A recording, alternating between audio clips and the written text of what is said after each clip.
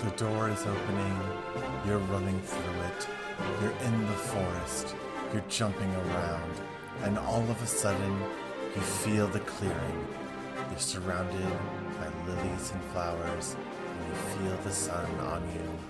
And guess what? You're sparkling, because you survived Twagus breaking Twawn, baby. Twagus breaking Twawn, here we go. This is it. We're just going to end this movie. We are going to watch the last parts of Twilight Breaking Dawn Part 1. Gasp! The rest of it, indeed, starting from 1 hour and 52 minutes, going all the way until the end. And get that ready. I hope you're ready. Because we're going to start in 3, 2, 1, boop. Oh. So this first film, how do I feel at the end of it all? It's like a weird bummer in the middle, but it ends on, a high note for Bella, and it begins with a high note for Bella. It's a good job on there. Now, Bobby Pats. Bobby Pats.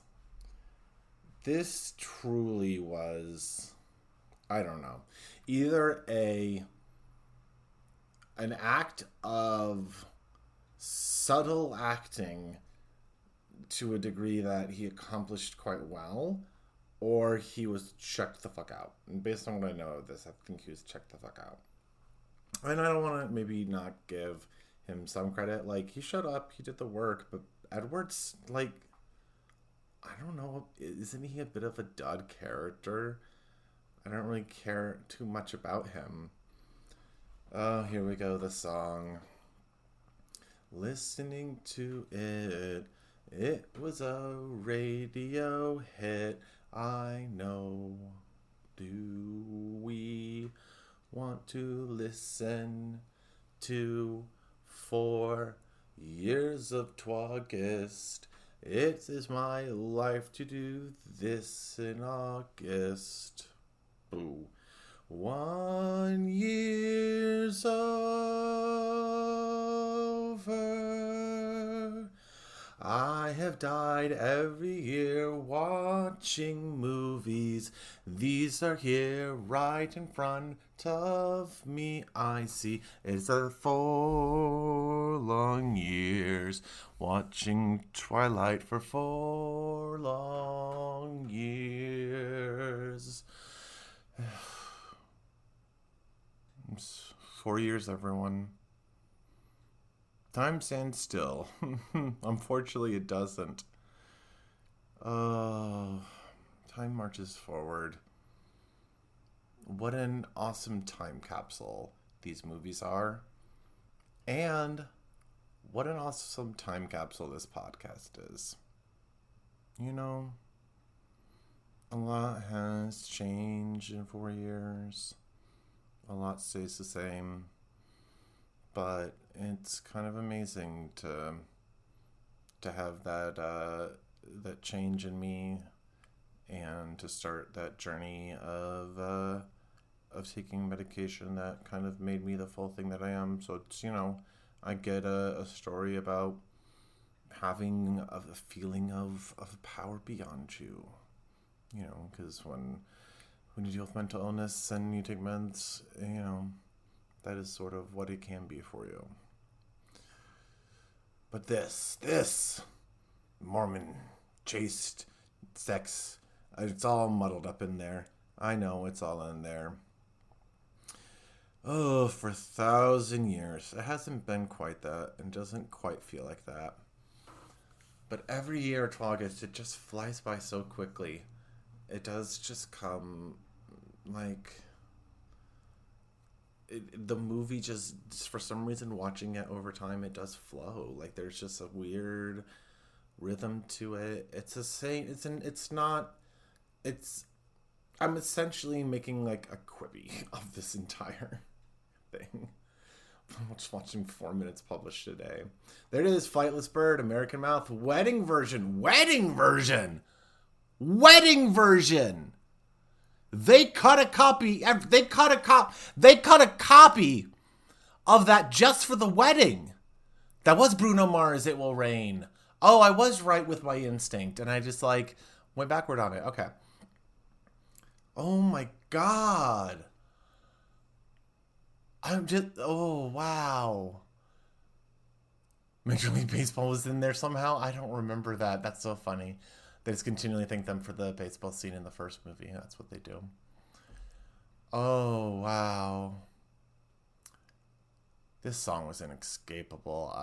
This was just before I would start interning, like a year before I would start interning in radio stuff. And it was still in rotation then. Like, it would pop up, not infrequently, on the our like adult hit radio, kind of like top 40 through time, but obviously had like a back catalog. It wasn't all just top 40 like a Kiss radio, style radio would be. Part 1 done. That's a movie in the books. Incredible. Well, part 2, everyone. I'm all gloopy. That's me and my husband saying. I'm just in my feels. But it's not bad. It is damn. It is what it is. So let's get part 2 going, shall we? I partly decided to do it and end the first one on today because there was only going to be a minute left, but also because this part is less than 4 minutes, at the end here. So from an hour and 52 to the end, let's get going with that Missy countdown in 3, 2, 1. Boop. The last Twagist. The Twilight Saga boop. So I guess my overall feel in the Twilight Saga. I mean, it is not, okay. It is not the garbage bullshit that people played it up to be. There is absolutely sexism, cultural need to like bully stuff. The fact that, Bobby Patz and K-Stu were media figures that drove, a need to pile on. And so these just sort of took the brunt of it. But there's a lot of weird shit in it. I mean, it's, to use the phrase, problematic, but that's, it also is sort of like the couples talk it out and deal with it and resolve things, and they don't fight when they don't have to and try not to kill people and shit, and it's like, okay, it's not weirdly, again, both movies ended with the denouement ended with no real blood spilled. Like, there have been some deaths along the way, but this is not like a Harry Potter reckoning of, this person, that person is gonna get iced and whatever. And so they had to add the fake out of the deaths in there because people who read the books knew what would happen. So the fact that it started happening, they probably were freaking the fuck out. But I also just have to assume these movies were well tailored for people who liked the books. Like, I bet it has a pretty good audience score. Well, I guess people can, like, always fuck with that and stuff. But I wonder if, like, the target audience, like the like cinema scores of it was. But my feelings of it, would I ever watch any of these again? Honestly, probably not. Did I like the endeavor of having done it? Of course I did. This was a huge cultural phenomenon. This was a big cultural black hole. And in the spirit of something I took on with my podcast partner Alice for a while with Not a Hate Watch, I really walked in with these to give them a fair shot, knowing that, of course, I'll have humor with it and make fun of parts of it, because I can't help but just call out when things are absurd, not because it's, fun or funny, because it just is truly something that it's like, wow, there's no good reason to explain what's happening on screen in front of me based on the material that is presented. And isn't that life sometimes? You just have to deal with the absurdity of what is presented in front of you in the little manufactured boxes that we get put in. Sometimes that box is a box you put yourself in every day for 4 years during the month of August. So that means there's still 2 days left.